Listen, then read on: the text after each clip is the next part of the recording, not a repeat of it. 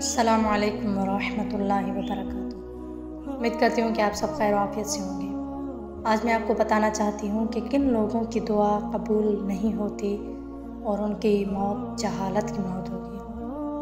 پہلے میں آپ کی خدمت میں ایک واقعہ پیش کرنا چاہتی ہوں کہ بنی اسرائیل کے درمیان ایک ایسا خاندان آباد تھا کہ ان میں سے جو کوئی بھی 40 راتیں صبح تک مسلسل عبادت اور راز و نیاز میں گزارتا تو اس کی دعا قبول ہو جاتی تھی۔ اس خاندان کے ایک شخص نے 40 راتیں عبادت خدا اور راز و نیاز میں گزاری۔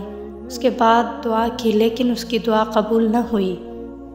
وہ بہت پریشان ہوا اور حضرت عیسیٰ علیہ السلام کی خدمت اقدس میں حاضر ہوا اور شکایت کی اور ان سے التماس کی، دعا کی کہ یا نبی، 40 راتیں میں نے مسلسل عبادت کی ہے لیکن میری دعا قبول نہیں ہوئی۔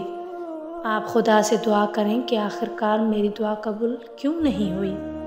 حضرت عیسیٰ علیہ السلام نے وضو کیا اور 2 رکعت نماز بجا لائی۔ اس کے بعد اس پریشان حال بندے کے لیے دعا کی کہ خداوندہ، یہ شخص جو شکایت لے کر آیا ہے آخر اس کی کیا وجہ ہے۔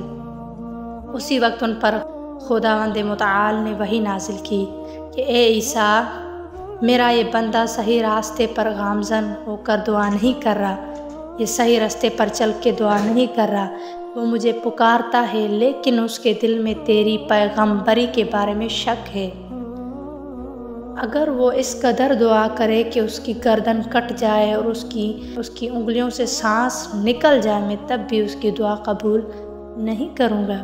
حضرت عیسیٰ علیہ السلام نے یہ سارا ماجرا اس شخص سے بیان کیا تو اس نے عرض کی، اے روح خدا، حقیقت وہی ہے جو آپ نے بیان کی ہے کہ میں آپ کی پیغمبری کے بارے میں مشکوک تھا، مجھے شک تھا کہ آپ خدا کے پیغمبر ہیں یا نہیں ہیں۔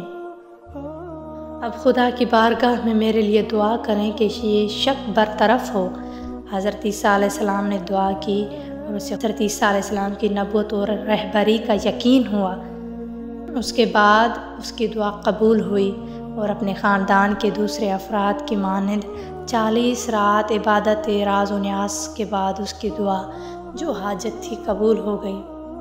ہاں عزیزان، کہتے ہیں کہ جو شخص اپنے وقت کے ہادی کی ہدایت نہ حاصل کر سکے، اس کی معرفت حاصل نہ کر سکے تو اس کی موت جہالت کی موت ہوگی، کہ زندگی بھی جہالت میں گزرے گی اور اس کی موت بھی جہالت میں ہی آئے گی، اور جب قیامت کے دن اسے اٹھایا جائے گا تو وہ جہالت کی صورت میں ہی اٹھے گا۔ اس لیے اپنے وقت کے ہادی کو پہچانیں، اس کی معرفت رکھیں اور اس کے ذریعے اپنے خدا سے ملاقات کریں۔